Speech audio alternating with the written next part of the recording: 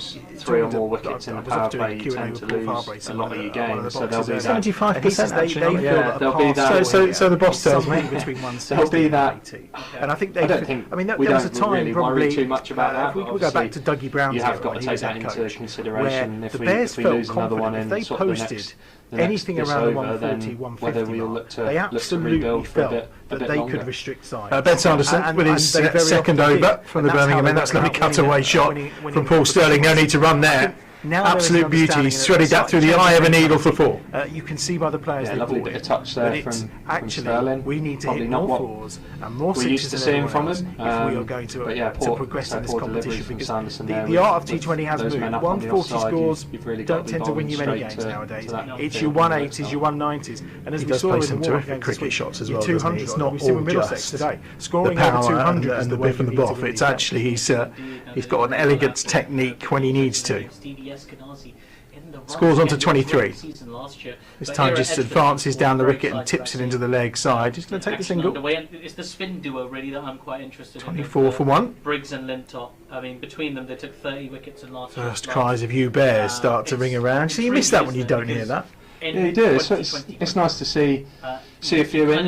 It's obviously not as busy as us players would like, but for a Thursday night, first game in, it's not a bad start, and yeah, we've got a great crowd here and a great backing, so hopefully you'll see a few more boundaries. 24 for 1. Davies on strike for the first time against Sanderson.